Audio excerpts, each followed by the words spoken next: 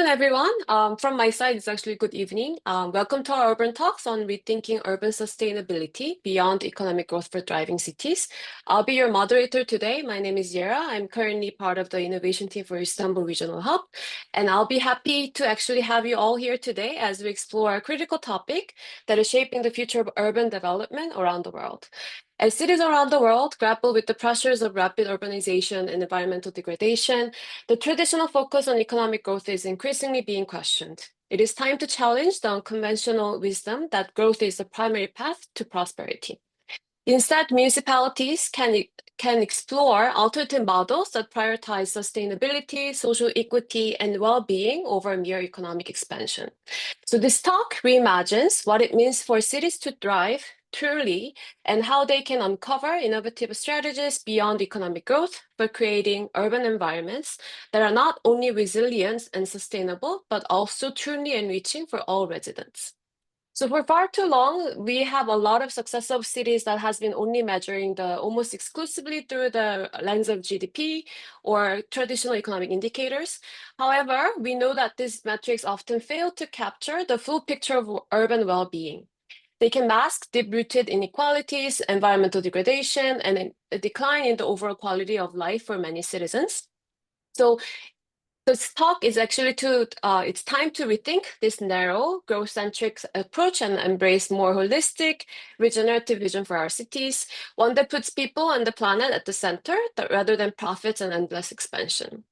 So we are today going to talk about alternative frameworks such as donut economy and circular economy that comes into the play. These models offer a fundamentally different way of conceptualizing urban development, one that seeks to meet the citizens' needs while respecting our planet's ecological boundaries. So today we'll explore these innovative frameworks and how cities around the world are implementing them. We'll also unpack the real-world challenges and opportunities that arise when cities shift their priorities beyond traditional growth metrics. Most importantly, we'll envision what it means for a city to truly thrive, not just economically, but in terms of social equity, environmental sustainability, and overall human and planetary well-being. So this has been my quick talk about the topic itself for today, and I'm going to get started with our first presentation. So I'm very excited to have our first presentation from the Demos Helsinki, especially that we have been working recently together from the Encourage initiative on urban development beyond growth. The presenter will be Theo Cox. He's a senior expert at the independent think tank at Demos Helsinki.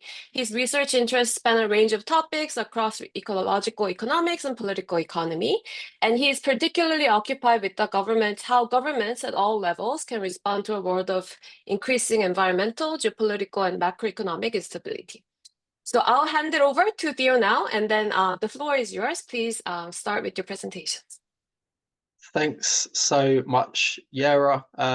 Lovely to be here with you all. A real pleasure and a privilege. So if you will just give me 1 second, I will begin my presentation, which hopefully you can now all see.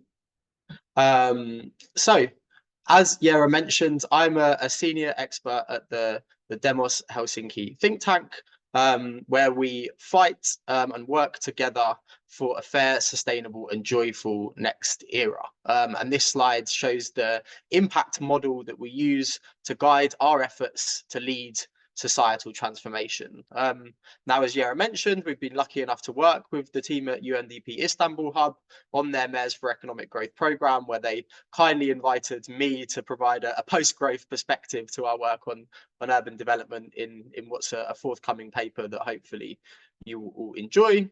And we're also part of the UN-wide long-term agreement, which has seen us work with various UN agencies across the world.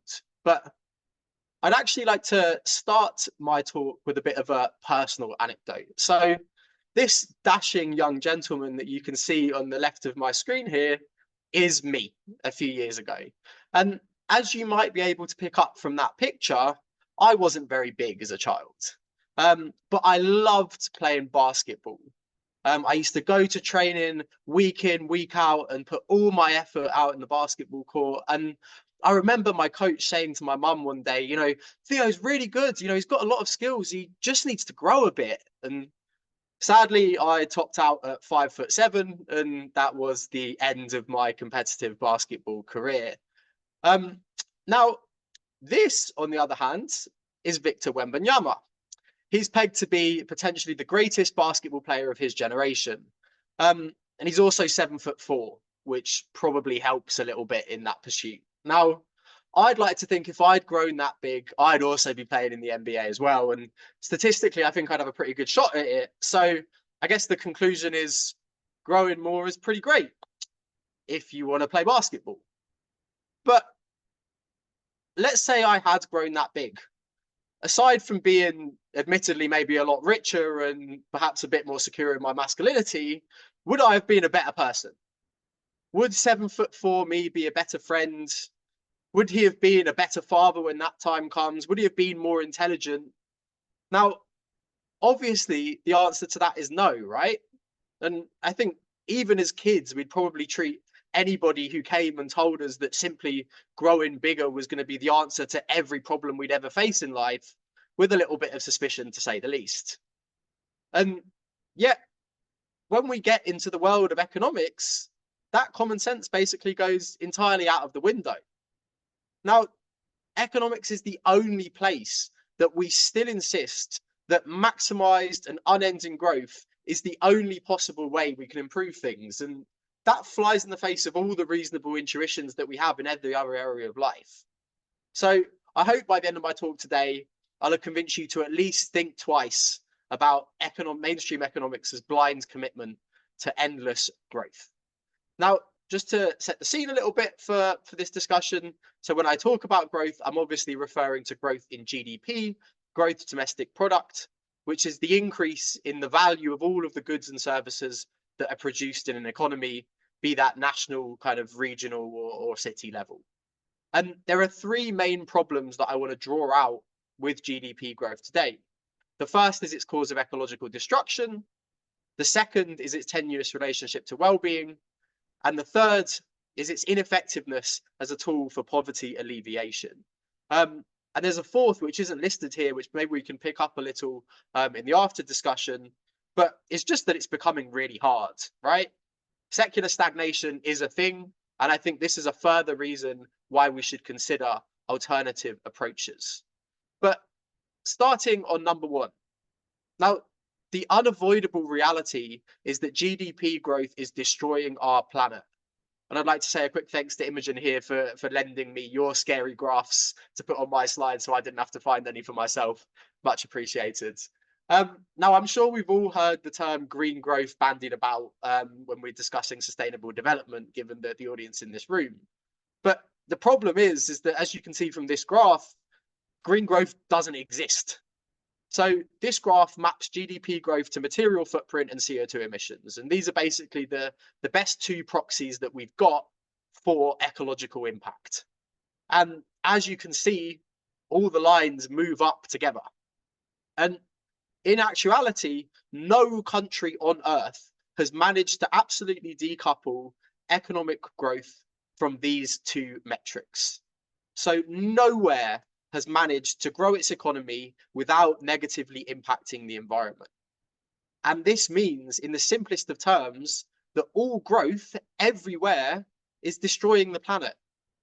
And all our efforts to remove this connection are failing. And this can't go on. Now, I'm aware the usual response to this is that technological innovations are going to come to the rescue and that something AI or carbon capture, and then it's all going to be fine. Now, I'm quite happy to discuss maybe in the Q&A my skepticism about any particular technology.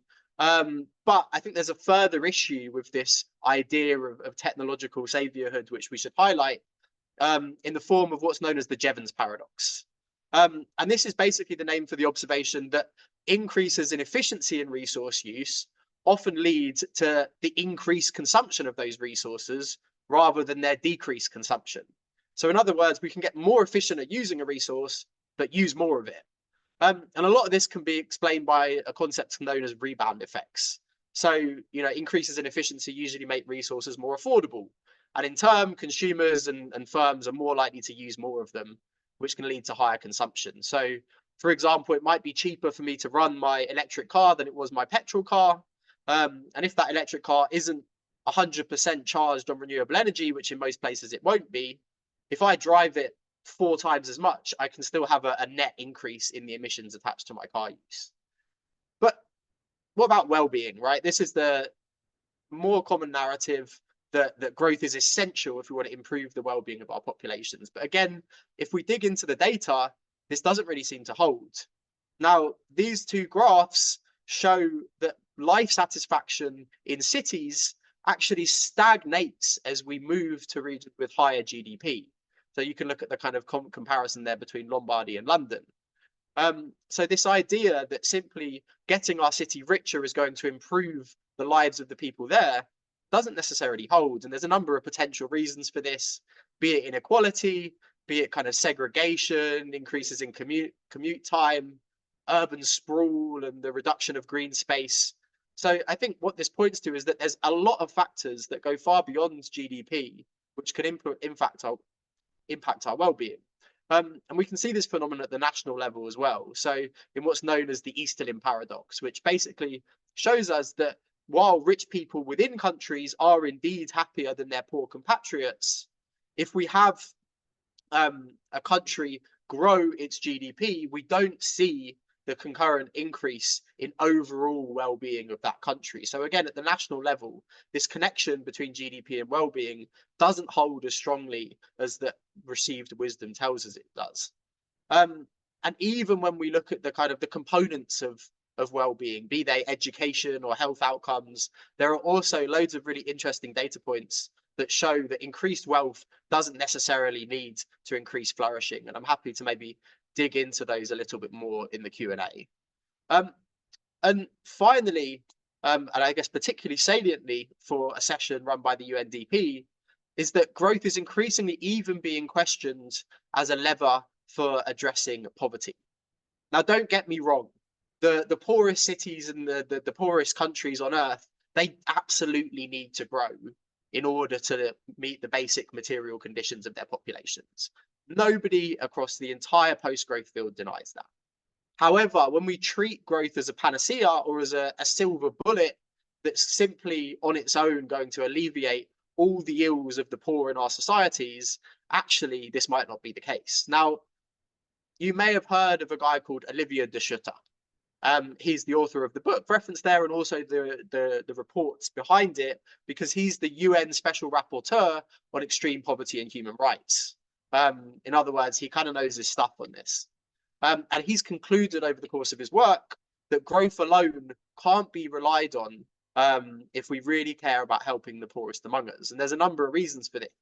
So it doesn't necessarily guarantee job creation, especially from the worst off in our societies. And so we see this with the, in my country, in the UK, for example, hyper-financialization drives massive amounts of economic growth, which aren't really attached to the real economy. It can also be ecologically extractive and worsen local living conditions as a result. And there's a whole literature on ecologically unequal exchange between the global north and the global south, which I think is very pertinent here. And again, happy to discuss in the Q&A. It can also drive social exclusion as people become relatively worse off, even if in absolute terms they might have made some gains. And I think most interestingly, it can lead to economic shifts, be they kind of commodification and marketization of societies, which can actually limit the access to life's basic amenities that poor people had if those were previously available through more informal means. So, think, for example, of grazing your cow on a common patch of land, which all of a sudden is bought up to create apartments, and you have to go to the supermarket to buy food, but you might not have had the money to do so. So even here, in the context of poverty alleviation, growth is not the silver bullet that it's made out to be.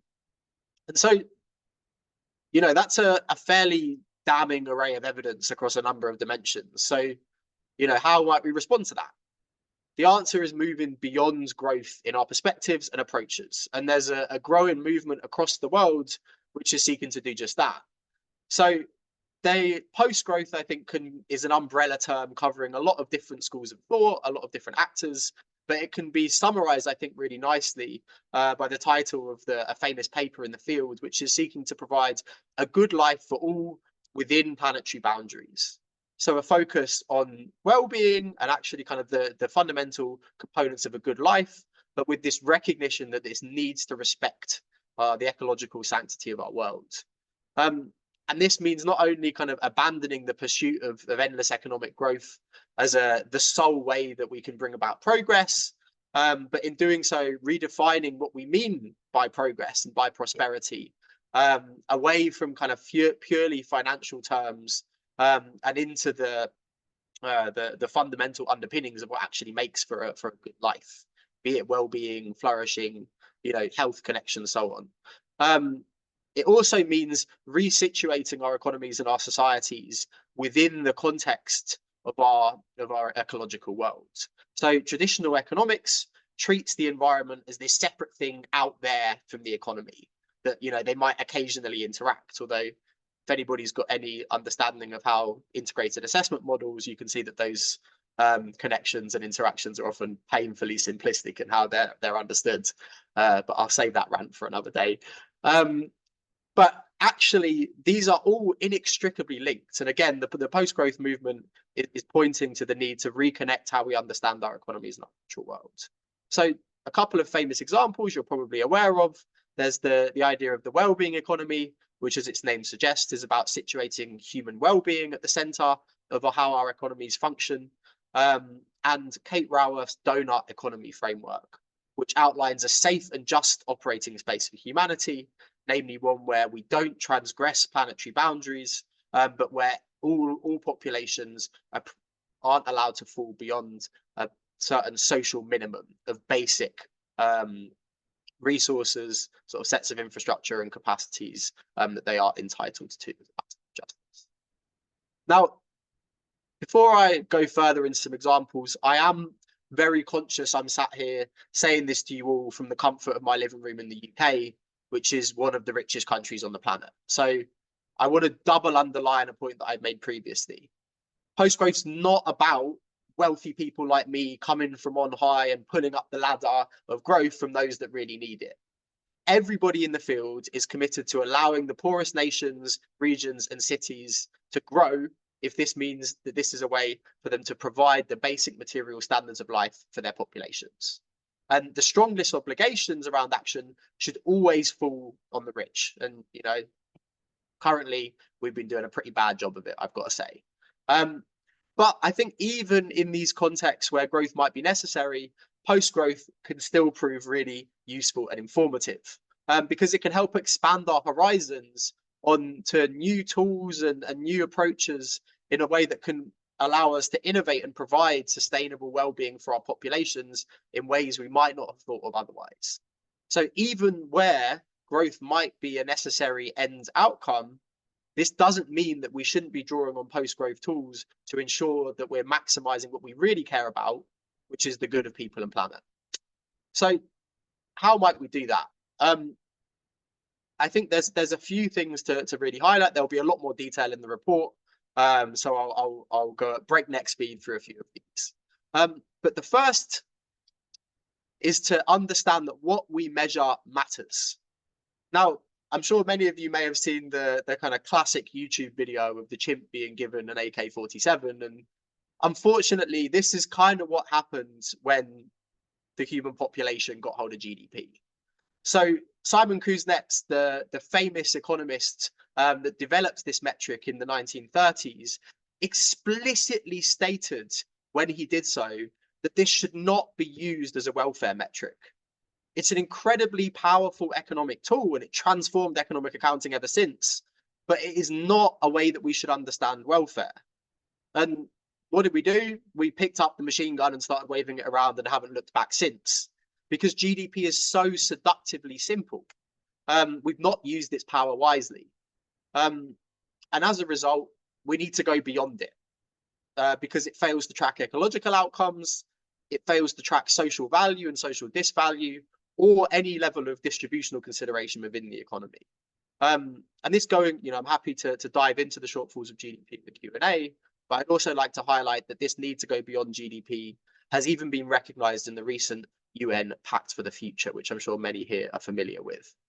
So an example of what this might look like can be found in Amsterdam. So Amsterdam adopted the donut economics framework to guide its city governance and policy. But in doing so, it also fundamentally rethought its understanding of prosperity and shifted its focus to what it's dubbed a thriving city in the context of planetary boundaries. And crucially, it's adopted a number of alternative measures and indicators to go along with this to track its progress. And this has led to a bunch of really ambitious initiatives, such as a circular strategy, where it's seeking to become 100% circular and climate neutral by 2050, initiatives to expand the use of green space, localize food supply chains, and even support kind of social and environmentally focused SMEs. And these are the ways that Amsterdam is now understanding and pursuing progress beyond its GDP. Now, second, we've got to acknowledge that funding is essential for any form of societal transformation or any initiative in general, and that's a grim reality that cities are often quite constrained in this way. However, traditional investment logics really risk perpetuating harm rather than doing good. So they can lock in the dynamics of growth through the need to make a return on investment, and they can lead to value being extracted out of communities rather than kept within them. So what's required instead is a need for more patient investment that can accept lower rates of return, and with a focus on social rather than purely economic outcomes baked into it. And so again, what might that look like? So my favorite example, or admittedly somewhat as a biased Brit, is the city of Preston in the UK. Now, Preston was a small city, is a small city in the north of England, which was incredibly badly hit in the financial crisis and saw massive budget cuts under the austerity government that was voted in off the back of that. And in 2011, it also saw a £700 million private investment deal collapse and was basically left with this gaping hole. And what it did in response was turn to an alternative approach called community wealth building. And the result of this was that in 2018, Preston was named the most improved city in the UK and had improved metrics across everything from wages, employment, social mobility, qualifications of the local population, and even things like in-work poverty. And how did it do this? The key insight of community wealth building is that there's actually a lot of potentially really impactful wealth and finance, which is already tied to local areas. And it often flows out of them rather than in them. And redirecting these financial flows can have huge impacts.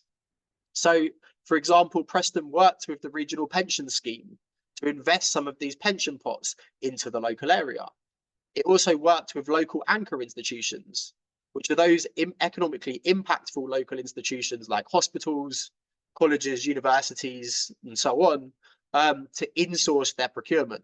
So when they needed to procure goods and services, they were encouraged to procure these from local firms rather than national or international ones wherever possible. And there was also support to build the local capacity to be able to provide that. There were encouragements around living wage campaigns, and even large outside investors such as property developers being required as a condition of being granted planning permission to come with skills and employment plans to show how they would benefit local populations. So all of this was Preston leveraging the economic capacity it had there when it couldn't leverage the financial flows from the private sector or the central government anymore. And finally, I would like to highlight the needs for centering community and collaboration. So when we are engaging in trying to trial new, innovative and experimental approaches, it's essential that we empower local populations and bring them with us on the journey. So community leadership makes things socially sustainable. It means that they're more likely to be carried on after a given intervention or project by the UN or whoever else finishes. And it also ensures that things are responsive and grounded in the needs of the places they're operating. And we actually, I think also trust and connection, not only are they instrumentally valuable in this way, but they also have real intrinsic value, just as core components of well-being. And communities feeling empowered can also make them feel happier and more secure. And we saw this really nicely actually with our work with the M4EG program, where community connection and cohesion was one of the most notable non-economic outcomes that popped up when we surveyed populations about the work, which was lovely to see. And my final example, because I know I'm pretty much on time, is that of Morgarton, North Carolina, and the industrial commons that was set up there. So Morganton experience had like a textiles industry that saw massive cuts through the 1980s into the 2000s. And the industrial commons was started by a group of locals with first-hand experience working in these sectors who wanted to generate a community-led response to the decline of their city. So at its heart, it created an ecosystem of worker-owned cooperative enterprises and trained thousands of workers, developed close to 40 acres of local land for community benefit, and generated almost over $60 million in assets and revenue, which was then locked into the local community. But crucially, the entire approach has been bottom-up and place-based. From the beginning, the industrial commons were set up by members of the community for members of the community, and run locally by empowered community members. So, for example, with a member-governed network of regionally based textile cooperatives. And I think this is a really nice example of how alternative economic models can also really support community empowerment when we are looking at how we want to go beyond growth. And so in this whistle-stop tour, I think the final thing I want to leave you with is that a good life for all within planetary boundaries, it is possible. And it's as much a question of imagination as it is a question of practice. You know, the received wisdom of economics is something that can be questioned. And when we do, a whole world opens up of opportunities to innovate and to drive change. And so I'd encourage you to come along on that journey with us and to do so. Thank you very much. I'll stop there. Thank you, Theo. Before we move on to the next presentation, there are actually very interesting discussions happening in the chat, and some clarifications may be needed before we move on. So Theo, how would you define the well-being here when you mention in the presentation? So there are a few different ways of measuring well-being. So often we'll see life satisfaction. So these are kind of subjective measures. You'll use something often called like Cantrell's ladder, where you get people to rank themselves on how satisfied they are with their life on certain rungs of a ladder. But you can also, I think, quite interestingly, point to more multidimensional metrics, and we might look at the underpinning foundations of well-being, which I touched on, be they kind of things like healthy life or educational outcomes, etc. So in the graph, it was life satisfaction, which is a subjective measure, but there are plenty of ways that we can measure this. Thank you. Just one more clarification before we move on. So there was also discussion around, so what do we mean by post-growth? Is it for Global North or is it also including Global South? So if you could also further explain onto that. And then maybe also guiding some of the thinkings there. There were also heated discussions about, so who's actually leading on this thinking? So, you know, is it really coming from Global North, or I think there's also mentioning about global majority. So if you could also share a little bit of that. Yes. Yeah, I've just seen the comment about neoliberal thinking and post-Thatcherite. So I want to set everybody's minds at rest that I am certainly not a post-Thatcherite.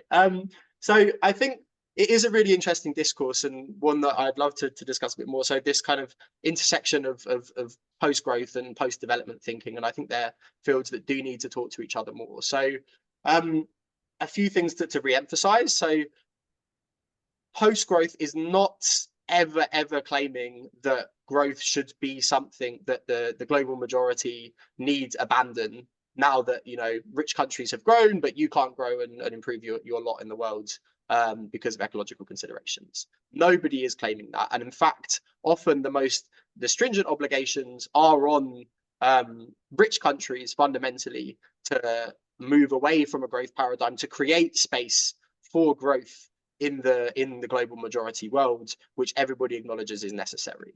Now, that said, I very much acknowledge that a lot of the academic discourse, not all, but a lot of it, is very much situated in often the rich Western world. And I think what's sometimes frustrating for me, so I have a background in development and, you know, did some more of the critical post-development work, is that there can on occasion be a little bit of a reinventing the wheel thing going on where, you know, a white person comes in and says, oh, what if we just like shared stuff, guys? And everyone's like, Wow. In actuality, this has been how much of the global majority has been existing for a very long time. So I do think there are reasonable critiques and reasonable kind of questions to be asked of this field. But I don't think whatever language or framing that we use, we should allow that to detract from the fundamental kind of material and ecological realities and the opportunities that thinking differently about the kind of mainstream paradigm of development, however we want to call it, might afford, including for those in the global majority. Thank you so much. This is, I think, fascinating topic, especially that we've been working closely with the municipalities in the region, especially from Eastern Europe and Central Asia. We realize is actually many times the municipalities are looking forward to economic growth, while sustainability and then the creating vibrant communities is also key issues. And sometimes it doesn't really go hand in hand, right? So it's when we talk about green transitions or when we talk about economic development, it doesn't necessarily connect to one another. So it's a fascinating thing that we've been discussing so far. And we have actually also very interesting presentation from Imogen Hamilton Jones, our next presenter. She's the program manager of the European Cities Program. She engages in research, engagement, and capacity building initiative focused on the future of European cities. Her research currently focuses on urban climate action, city government innovation, and cultural politics of economic systems change in European cities. Imogen, so the floor is yours. Please take your time in your presentation. Thank you so much. Thank you for the introduction and for this very rich discussion so far. Thanks to Theo as well. Can you see my slides now? Okay, great. So I can just say a couple more brief words on LSE cities in case that's helpful. I'm speaking from London, very aware of that, especially in this discussion of whether for whom post-growth is for. Could you get closer to the mic, please? Cities, which is an urban research and education program. It's been running for a couple of decades and tries to kind of dig into the complexity of today's cities internationally and provide support for city leaders, city thinkers, urban professionals across the globe. So I work in the European Cities Program, which has been going for just 3 years. And we have kind of 3 core streams of work. The first is sort of looking at a kind of quantitative mapping of where European cities are at, both kind of, we define Europe as a sort of regional area, so kind of beyond the EU, I guess, and following kind of geographical definitions. And our kind of knowledge hub looks at trends in governance, trends in policy, trends in kind of who is leading Europe's cities. We're also working on government innovation. So how do European cities need to shift their ways of operating in terms of governance in order to meet the sort of transversal challenges facing today that European city governments often aren't set up for. And then finally, work on post-growth, which is what we'll talk about today, and thinking about what kind of economic systems change cities in Europe need to see in order to protect the interests, I guess, of people and planet rather than profit, to simplify.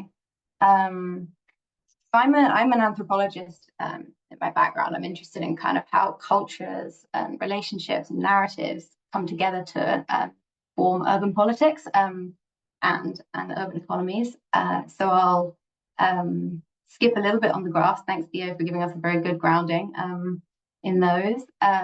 And dig into some research we did directly with city governments in 7 different European cities at the beginning of last year. And really ask the question of how are these ideas landing on the ground in Europe.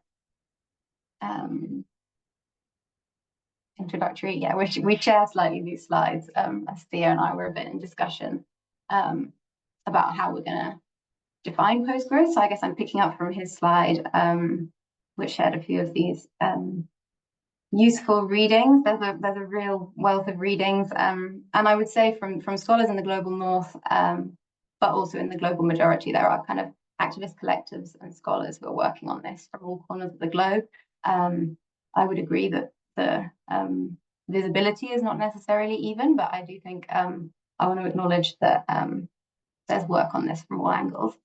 So a part of post-growth is degrowth, which involves the kind of equitable, democratic, planned downscaling of economic activity that's harming the environment and social relations.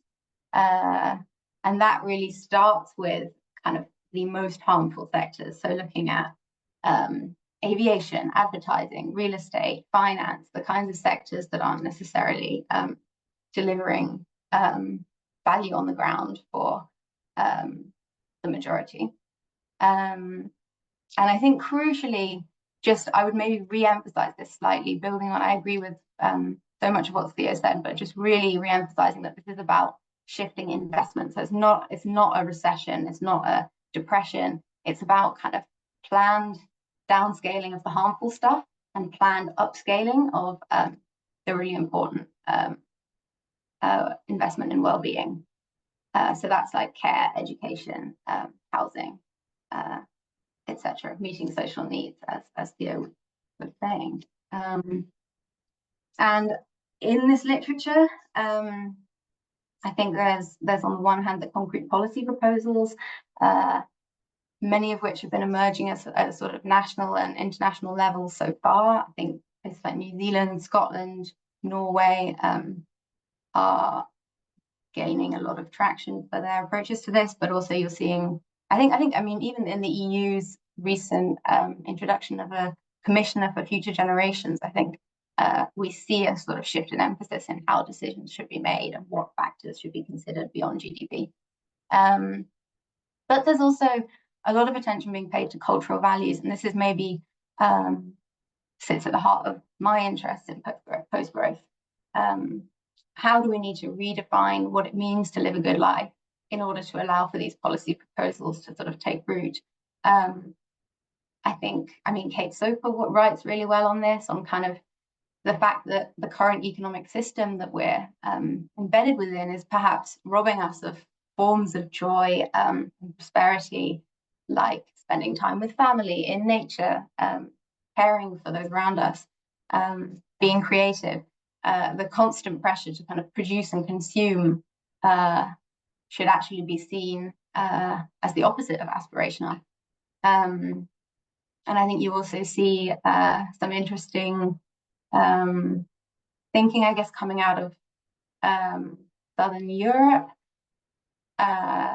looking at kind of Mediterranean islands, which have some of the highest life expectancies within Europe, and seeing how actually an emphasis on conviviality and care and slowness and moderation might actually be a better kind of life than the life that our growth-centered system encourages us towards. And I think from further south and from the global majority, there's been kind of parallels drawn between kind of indigenous framings of a good life and a question about whether the global north can be shifting conceptions of a good life more in that direction. So we looked at why these ideas are gaining traction right now across Europe. I think it's interesting to see the spike in sort of growth critical thinking after 2010, which is sort of an obvious breaking point after the financial crisis. I think some space opened up to talk about these ideas. In terms of policy publications, the majority are probably still very focused on advocating for growth, but I would say that's beginning to shift. I mean, the IPCC sixth assessment report from 2022, it contained a really extensive discussion of like, what would it mean to move away from growth as a measure of success.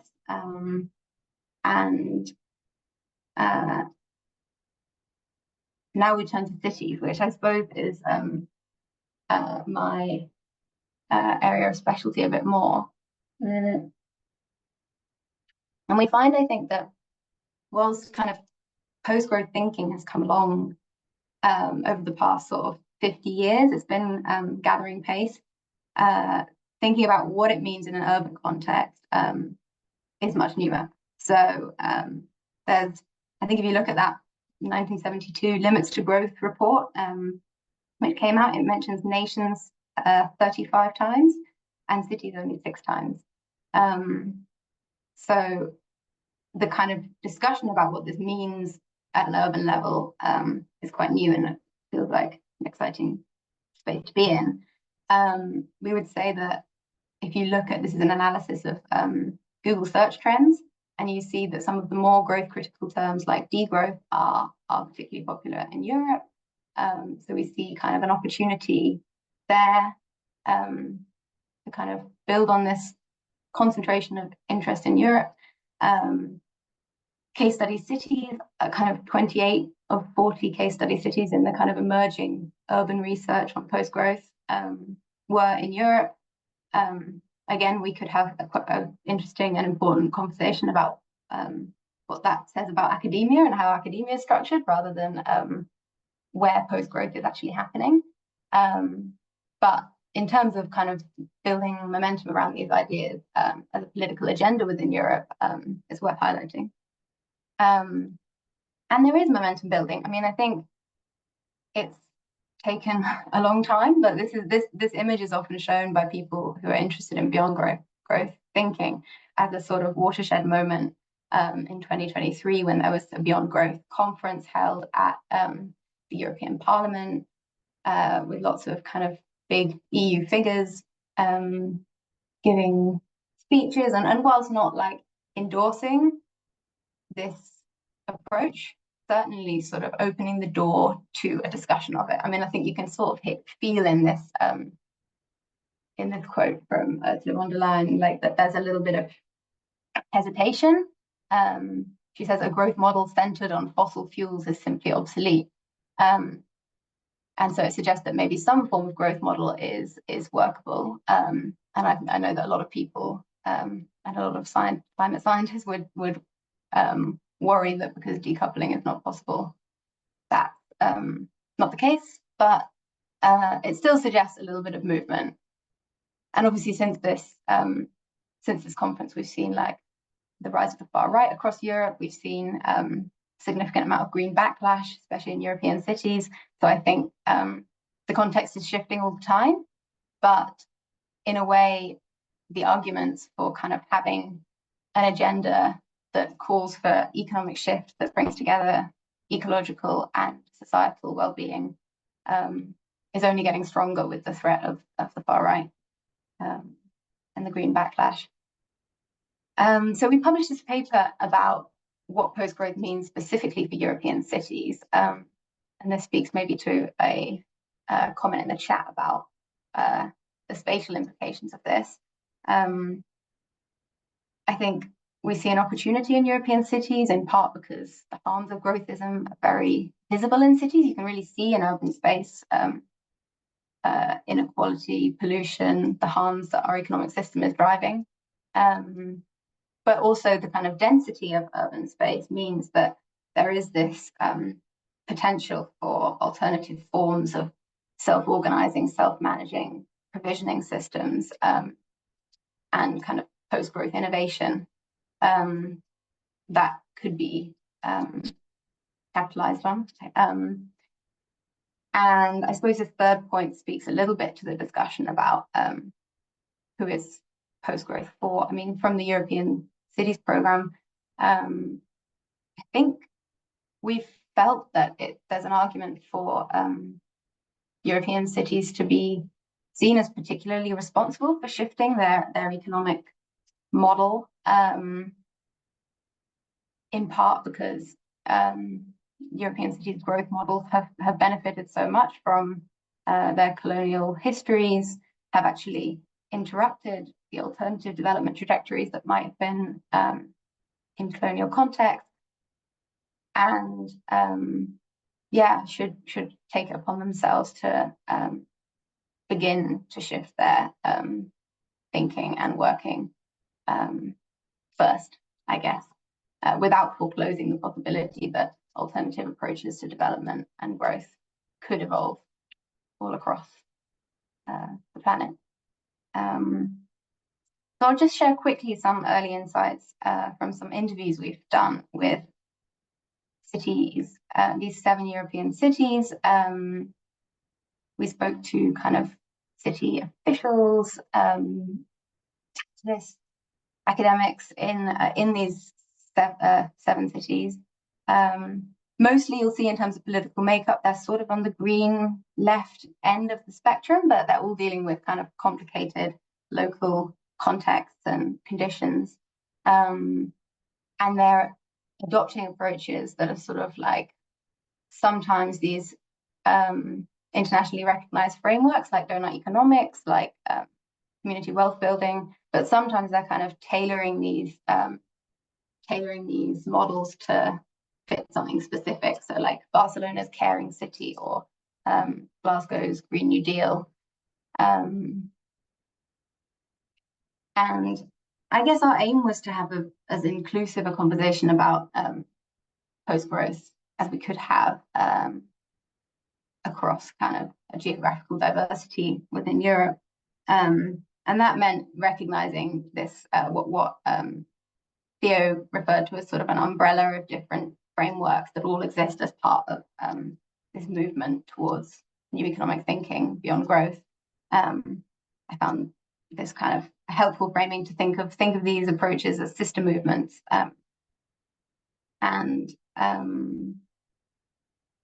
I guess we found it helpful to think of the different concepts and visions and frameworks and policy approaches as being like different tools in a toolbox, really, that could be applied in different combinations in different places where it was relevant to the local context. Important to say that politicians in city governments across Europe are very rarely using the term post-growth. I think that speaks to how embedded the kind of aspirational side of growth is in our mindsets in much of the population.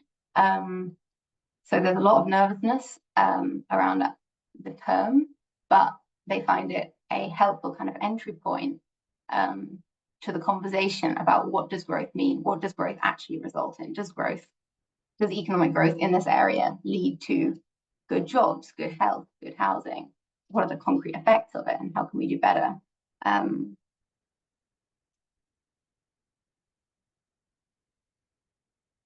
think it would be fair to say that the kind of front runners across Europe in this space, although the cities that are most visibly experimenting with post-growth approaches, are in the kind of green left end of the spectrum. I think places like Amsterdam or Brussels have found it much easier to kind of make a public statement that they're moving towards a new economic way of working and kind of setting that as an assignment across departments in city government. Whereas a place like Barcelona, it's much more sort of case by case on different policy issues. I think that's very similar in Zagreb. It's easier to sort of navigate without being sort of totally explicit and overt about your post-growth plans, I suppose. I mean, the Metropolitan Strategic Plan of Barcelona is bringing together all these different frameworks kind of in the same place to figure out its own version of things. And I think that flexibility can also lead to resilience to changing political cycles. It can allow over time these ideas to kind of shift with the cultural context of cities. But it also leads to complications. I mean, I think in Barcelona, until recently, they had Barcelona en Comú, which was this kind of municipalist platform, which was really arguing for a lot of post-growth thinking, and also the Socialist Party, which was essentially kind of quite pro-growth and arguing for airport expansion, for example. And I think that meant it was very difficult to kind of build a coherent political agenda around post-growth. But that doesn't mean that things on the ground weren't shifting. Another kind of key finding from these interviews was that a lot of city governments talk about building new partnerships with different actors in the cities and opening up the conversation around what the economy is about, democratizing economic decision making. But actually, when we spoke to kind of activists and academics, social movements, citizens in these cities, they were, I suppose, suspicious that experimentations with post-growth policy were happening at the same time as cities remain really embedded in growth-driven economic structures, like the fact that Amsterdam is both a donut city and has the world's largest gasoline port. So what is needed, I suppose, as the next step is for cities to be a bit bolder about standing up to corporate power and sort of breaking coalitions with powerful lobbies in the cities as well as building new ones. And I think that would be really important for kind of building trust for new kind of localized economic activity to take hold.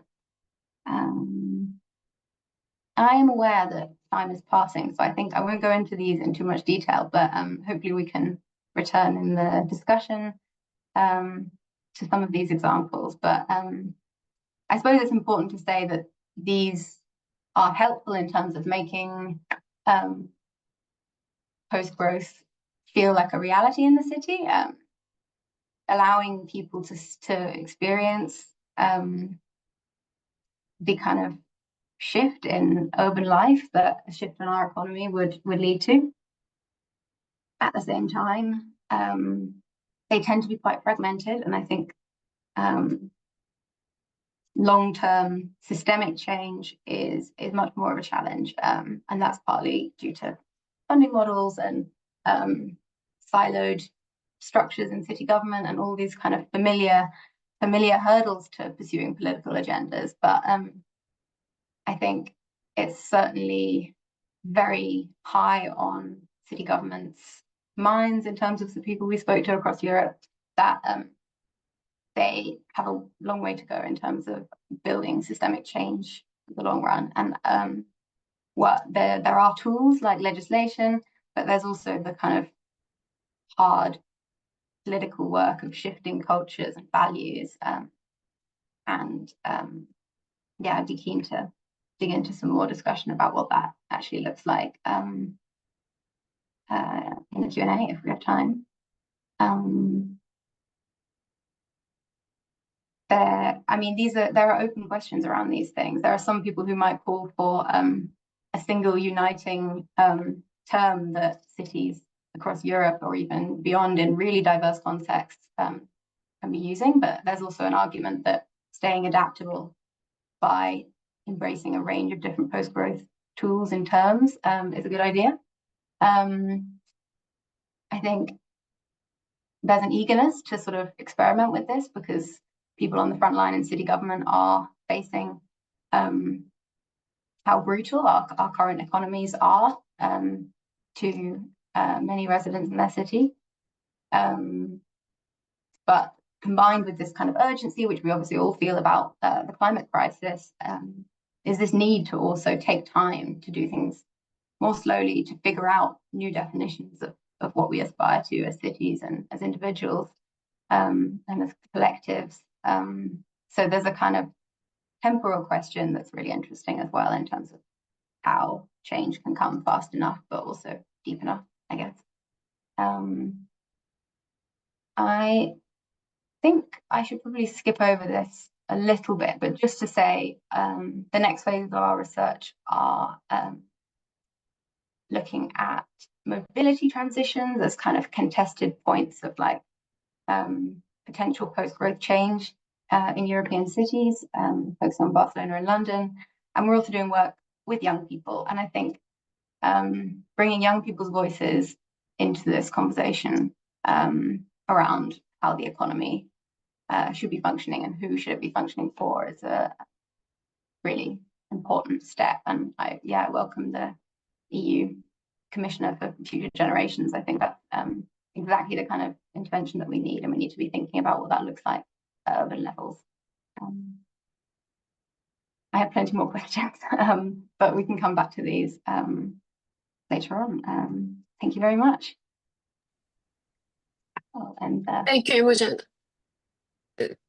Thank you. It was very interesting conversations. I also it was fascinating because from your talk, it kind of reminded me of how we first engaged with our municipalities from Mayors for Economic Growth, because as our name suggests, we were looking into traditional economic growth, and then we were we wanted to bring actually systemic perspective around the urban development. And then we actually started with the same question: how do you define growth, or what is the economic well-being? Because rather than saying post-growth, it might sound scary, as you said. And then it's interesting how we are actually framing these questions around it, because many times people are just interested in learning about how many jobs have you created, how many economic, activities have you created in the cities. But I think it's a time for us to actually move beyond that kind of discussions and going into what are the different measures that actually can make the cities thrive and also make them more livable environments while supporting on the economic development. So thank you so much for your presentations.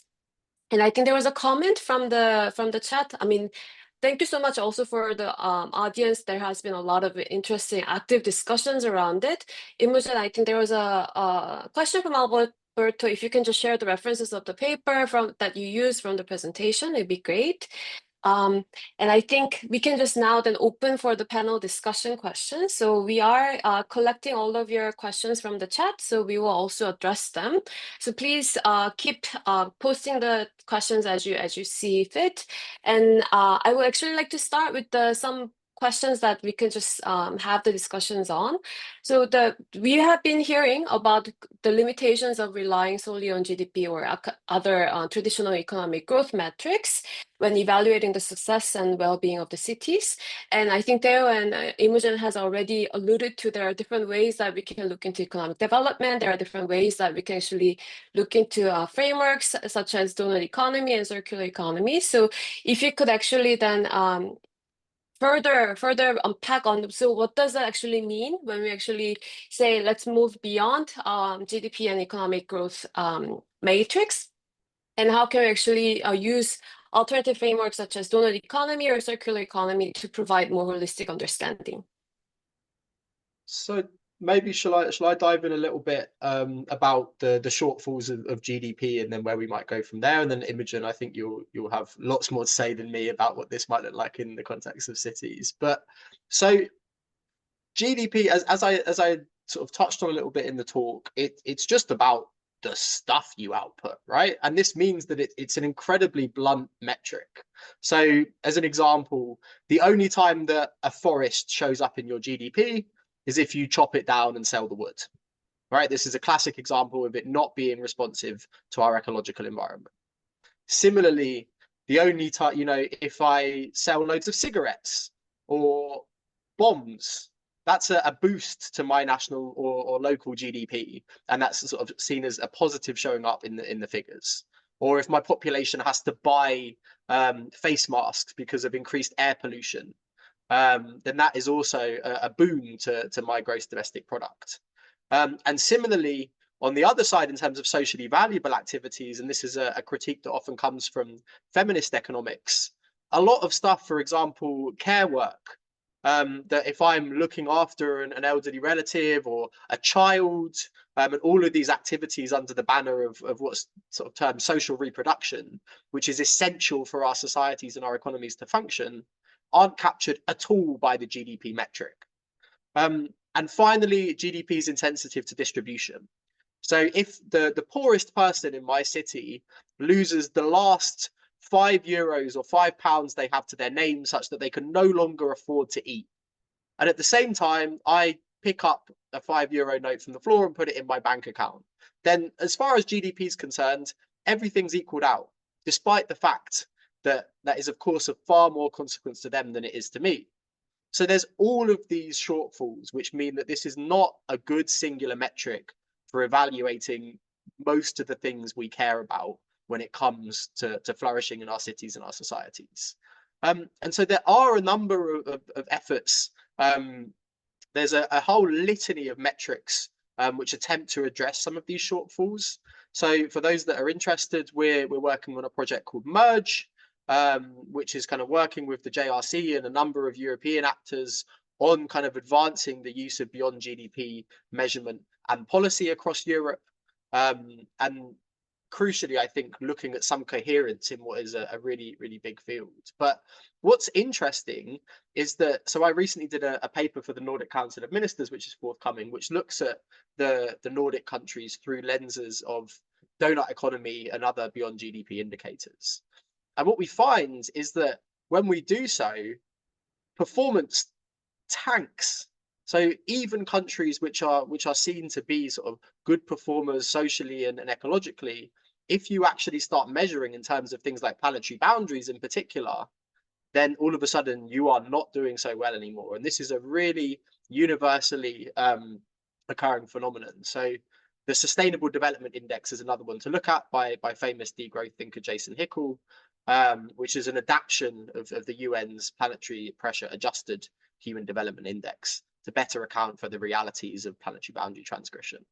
And it basically just inverts the entire ranking of countries, because all of a sudden it really matters if you are transgressing planetary boundaries. So what we measure then takes a completely different perspective on where we are and what we should do about it. And maybe at that juncture, Imogen, I'll hand the baton to you as to what this might mean for what we do about it. Yeah, thank you. And I think it's always compelling to remember that the original author of the GDP as a metric was absolutely disavowed. He was like, never confuse this as a proxy for progress.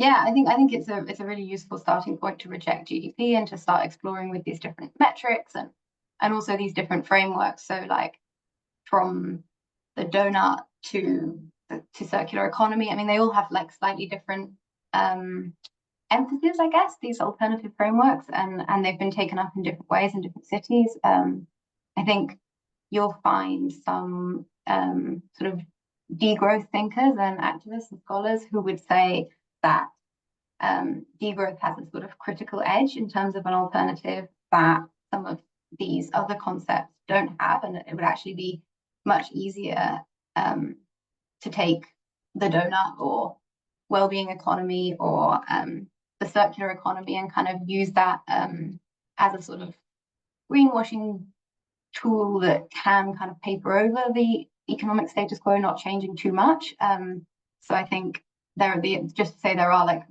disagreements amongst these alternative frameworks, very much. But I suppose if we look at like the concrete urban policies that these frameworks lead to, that's in a way more interesting once we've built up the political momentum around moving beyond GDP. And I mean, you could look at, and there are lots of cities you could look at even beyond the case studies we looked at. I think, I mean, social housing in Vienna is a nice example of moving away from financialized social housing and kind of really leaning into this idea of public luxury and abundance, like the fact that social housing in Vienna sometimes they build swimming pools on the roof for the community.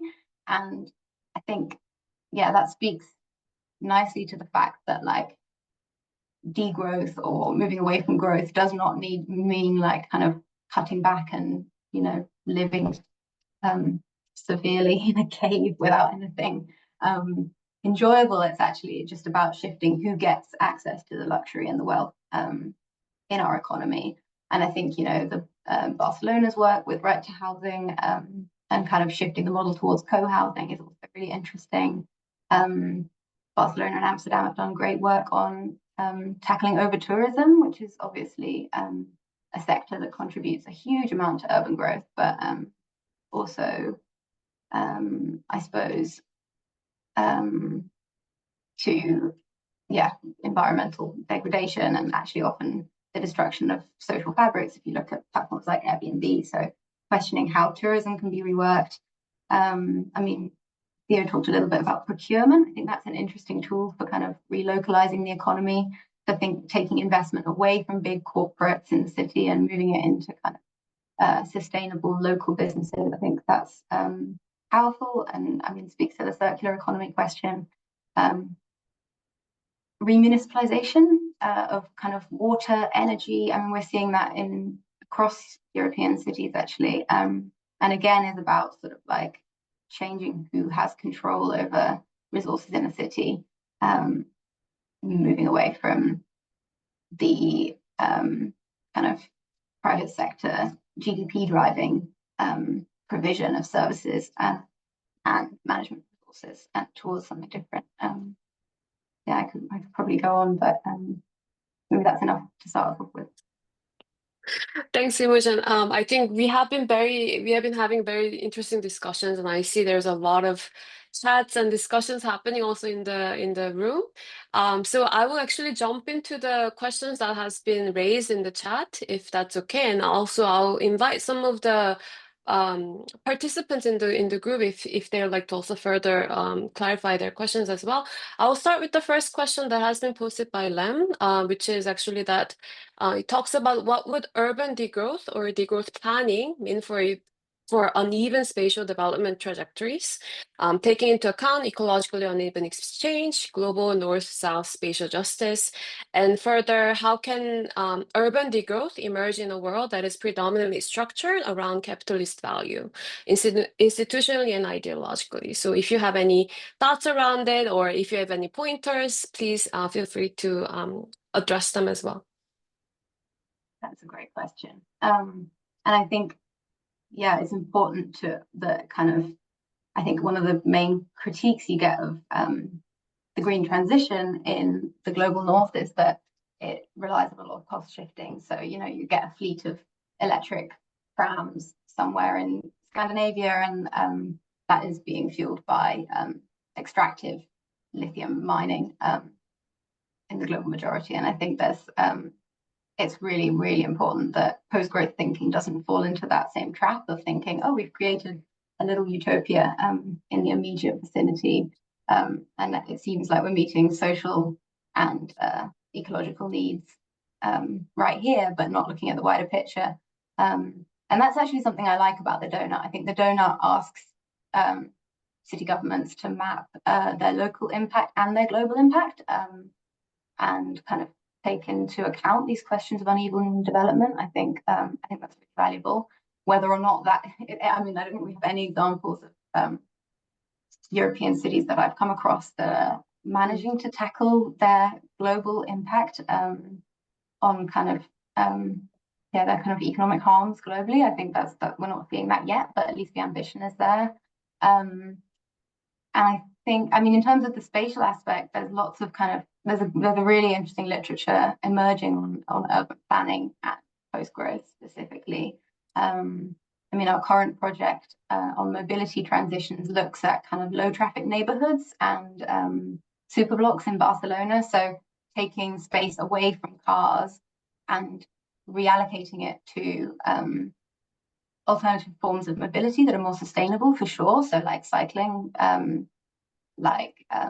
walking, public transport, but also kind of alternative ways of being socially in the city. So kind of convivial space, green space, kind of space for food production. I think if we can, and that kind of is powerful because it makes it feel very concrete, I suppose, what an urban transition towards post-growth would mean. And it's more than just like more cycle lanes that allow commuters to get in and out of the city centre faster and produce and consume more. It's actually about like what kinds of economic activity should our spatial planning be preparing for. And maybe to just jump in there on Imogen's point, I think there's a really interesting and quite knotty and difficult issue in post-growth and degrowth planning, which is around housing. So, you know, I'm in the UK, and to much kind of acclaim, the new kind of centre-left Labour government has come in and says we're going to build massive amounts of houses and there's not going to be a housing crisis anymore. And the calculations have been done on that. And if the Labour government fulfills their electoral promises, the UK will blow through its entire remaining carbon budget. And so, you know, we work somewhat with Demos Helsinki around imagining futures where, you know, we've seen an end to construction. Because again, also there's a real close intertwinement between not only the ecological impacts of construction, but the speculative financialization of housing as a tool for economic growth, but also as a way that fundamentally economically immiserates a large swathe of populations, particularly in cities. And I think there are, again, it's a difficult thing because housing is so emotionally evocative to people. I mean, I'm not sure how it is in the rest of the world, but you know, in Britain, a core part of the British dream is you own your own 3-bed semi-detached house with a garden, and this is when you've really made it. And there is an unfortunate reality that I think if we're going to see the end of construction, people can't really do that anymore. And it's a way of, how do you guide people through that process, which fundamentally is about a reallocation of space, because some people have far too much space, and some people have far too little, in a way that isn't fundamentally deeply kind of, you know, politically suicidal, you know, even kind of authoritarian and so on. So, you know, I don't have all of the answers, but looking at what are the incentives that we can offer to people to downsize, to take up existing buildings which can be retrofitted in interesting ways, to actually take up the amount of space that they need rather than the amount of space that they can afford. And also there probably are going to have to be some sticks involved, but ensuring that there is adequate balance, that again you have buy-in from populations and from communities, that you can enact what is going to be quite a long-term program. And I think the financialization of housing is a really big part of this, but there are also some really knotty and interesting questions about housing policy and about construction that need to be addressed, and there are good scholars in the field, I'm sure, doing so. Thanks, Imogen and Theo. And also this conversation has actually then, I also have more open questions, or kind of not solutions per se, but from the experiences that we've been working with the cities in the region, especially from Ukraine and Moldova, it was fascinating to see that one city that I worked with closely with applying urban transformation portfolio, they really wanted to bring green transition. At the same time, they wanted to increase effectiveness and efficiency of the city mobility. And it doesn't necessarily translate well, because when you're talking about efficiency and effectiveness of the mobility, it's actually then how can you provide more transport? How can you actually allow this infrastructure to be built in?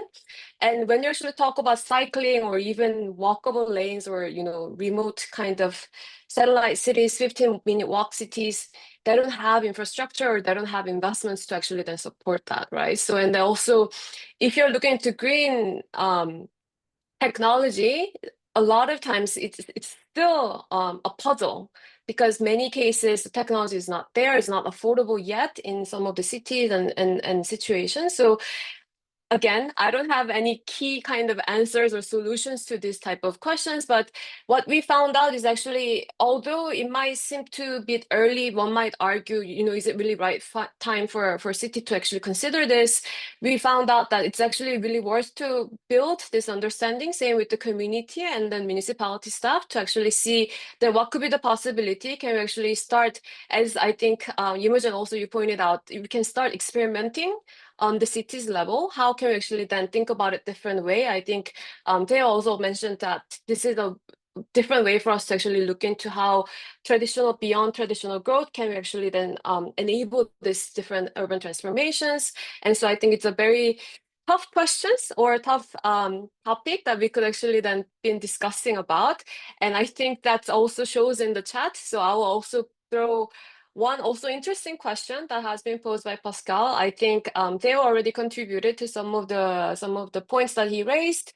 I don't know if I can do justice in by explaining this question very well, but as he pointed out, that he sees a difficulty in post-growth growing from the cities within the overarching capitalist or neoliberal system. So is there a way for us to actually to be more on the capitalist system that is addressed sustainability efforts are hampered, or is there any other ways for us to actually look into this type of experimentation or looking into urban transformation development as well? Yeah. Any thoughts onto this, or Pascal, if you'd like to also come in? Yeah. So unless Pascal wants to go, I can elaborate a little on my initial response, and then maybe Imogen comes in from there. So I guess like my read on this is it's all about what we want and expect this kind of post-growth push and experimentation to do, right? And I think there's a few options on what this could be depending on your beliefs. So the first is that we experiment with post-growth, we kind of convince everybody this is the way to do it, this spreads, this scales, we transform the economy, and we avoid the worst of crisis. So kind of like, as this experimentation is an engine for transformation.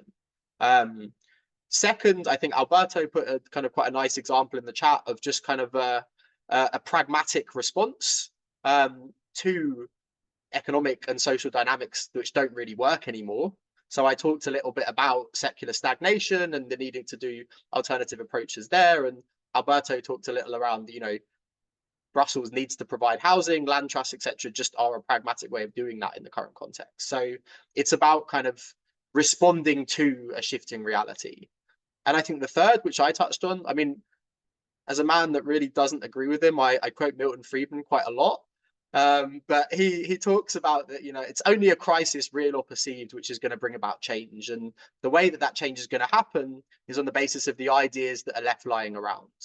And so I think there's also something there around, even if the experimentation that we're doing with post-growth initiatives at the city level or beyond doesn't transform the wider system, when the wheels really start to fall off, which, as was touched on in my quite gloomy intro of my research interests, is a big occupation of mine, then we've got stuff lying around that is tangible and that is a proof of concept, which is then more likely to be picked up when kind of there is the opportunity in the space created by crisis. Now, I don't think all three of these are mutually exclusive, but I also don't think necessarily entirely doubting that kind of there's the total transformative potential in localized post-growth experimentation means that it's not worthwhile, because it can still do a bit of that and still fulfill on those other two kind of values that I've touched on. But I don't know, Imogen, what are your thoughts? Yeah, I mean, I'd agree with that. I think, as always with change, you have to approach it from multiple angles simultaneously, and that means at multiple scales, and that it's important to, and also from multiple kind of ideological positions, like, the kind of transformative utopias are really necessary to keep pushing our imaginations further open. And I think we've seen, even in recent years, it's probably happening too slowly, but we've seen certain ideas become thinkable that weren't before. I think we're already seeing that land slightly. The fact that, Ursula von der Leyen would even stand up and give a keynote at a conference that's questioning our economic, like the very foundations of our economic system, not just like a side point about like, let's reform X, Y, Z. This is like, growth is kind of how the whole thing is designed. So I think keeping widening the imagination is really crucial. But yeah, also acknowledging that we live within contradictions, and lots of people are kind of pursuing these ideas in really pragmatic ways. I mean, you get a big sense of that if you go from interviewing an activist in a city, and then an academic in a city, and then someone who's working on the front line of city government. They all have really good intentions about how to change the system, but they're just working within different realities, and they have a lot to learn from each other. And I think there's practical things you can do in terms of like even workplace exchange at a local level. I think is really interesting, in ways of like challenging set mindsets and opening up different attitudes around change. But yeah, cities obviously can't do it all. I do think there's a role for cities coming together and lobbying for change in the global economy, and lobbying kind of, say in the European context, the EU to be changing legislation to allow them to have powers to democratize their economies. Like, I think some creative thinking around that is probably good. But yeah, I think probably we need to attack on all fronts, because as Theo was saying, like the crisis is ever deepening, and what's important is to have a compelling, positive narrative around provisioning for all within planetary boundaries, which can challenge some of the kind of far-right rhetoric, which is very much setting the ecological agenda against the social agenda, and that I think is quite dangerous. Mindful of time, I'll quickly just skip through some of the questions again, and then if you can actually have some thoughts on these points. So there's also another question from Auntie, which asks about sustainable city development has been a nice green growth tool for many cities. Do you have any suggestions how urban authorities could envision post-growth futures?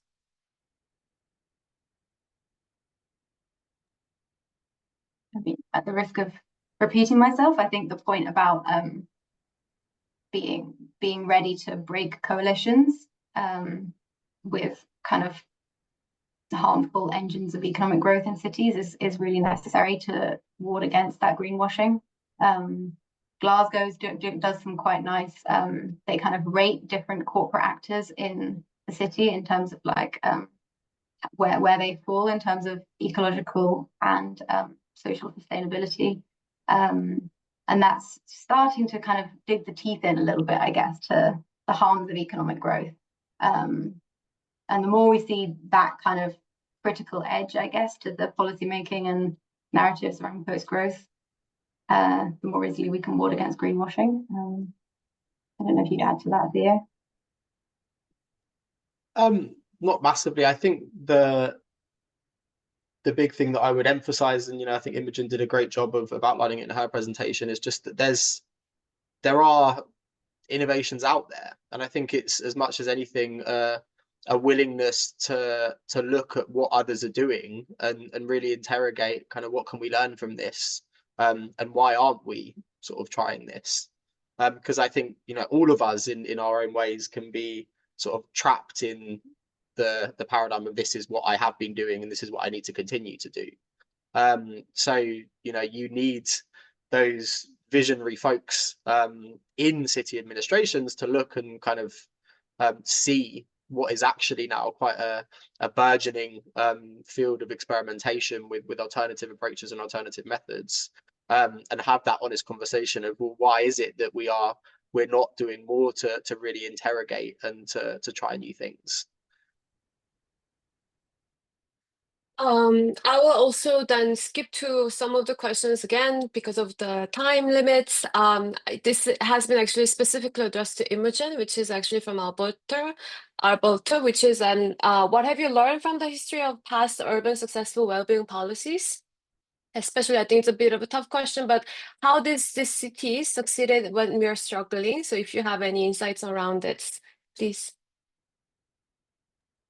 Yeah, succeeding when against the challenges, yeah, I guess is a complicated one. I think there's a lot we can learn from history and from also even from times that post-growth wasn't really like on the agenda in terms of something that was talked about, like going back to Vienna, like the municipal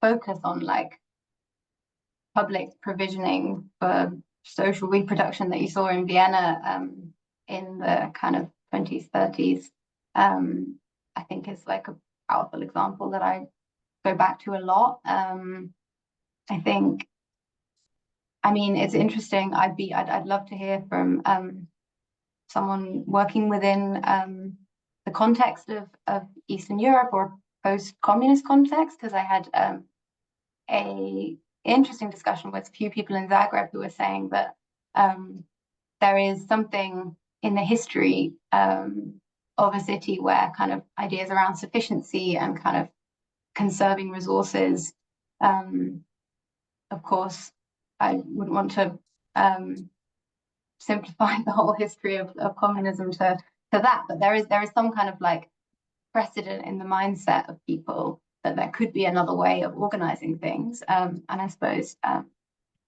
Croatia saw a kind of softer form of communism in some areas of Eastern Europe. But I mean, yeah, whether you can tap on existing cultural attitudes and ways of thinking, I think that is a way that you can get actually like citizens pushing for these ideas. And I mean, if you look at like the classic example people always use is like the cycling infrastructure in Amsterdam. That was actually not a sort of smart policy intervention from city government. That was a huge mobilization of social movements across the city and it went alongside kind of other right to the city thinking around kind of right to housing, right to social space and cultural facilities in the middle of the city. And actually there was like popular demand for a different kind of city. And now it's sort of shown as like a classic example of fantastic urban governance. So I think cultivating something of that mindset shift in urban citizens has got to be a starting point. Like I guess there are more specific sort of governance hurdles that you see people wrestling with as well, but maybe that's for a follow-up conversation. Thanks, Imogen. Again, it's a very interesting conversation, but because of the time limits, I think we'll have to cut short. But also, again, of what you pointed out, it just reminded me of because we've been also working with City from Almaty in the air pollution, addressing air pollution issues.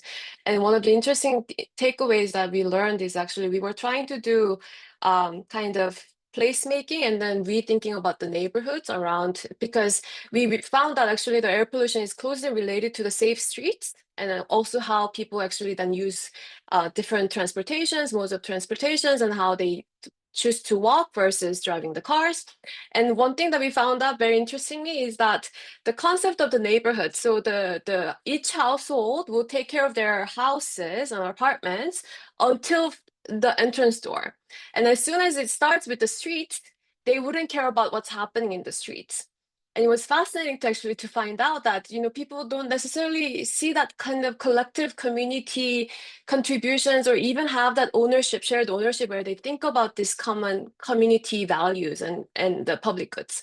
So it's fascinating that, you know, even with this small kind of thinkings or kind of having the conversations around neighborhood and community can start initiatives that actually bring different changes, but can we actually afford it? And then how much can we actually then invest in these things? Because a lot of times we want quick wins, or we want, as we've been discussing, they want quick kind of traditional economic measures to actually then be counted on. So it's a fascinating discussions that we've been having. And my apologies that we have not been able to address all the questions in the chat. I think Theo and Imogen has tried their best to actually address them while they were also discussing in the panel. So thank you so much for a wonderful presentation, and thank you so much for wonderful contributions from the participants. And now I'll hand it over to Darini for closing. Thank you, everyone. I think this was one of the most engaging conversations. We had 7 questions in the chat. I think that's the first time in 20 talks that is happening. So thank you, Imogen, and thank you, Theo, for such an engaging conversation. We have more talks coming. They will be announced very soon, but we're aiming to do 4 more by the end of the year. You are all registered today, so you will receive an invitation to the upcoming ones. In the meantime, you will receive the recordings from last week's talk and this week's talk very soon. So you will receive the presentation courtesy of Theo and Imogen, who have accepted kindly to share their insights with you. So stay tuned. We'll be looking forward to seeing you very soon in one of our next talks. Thank you, everyone, for joining. Thanks a lot. Have a fantastic day. Thanks so much. Thank you. Thank you all.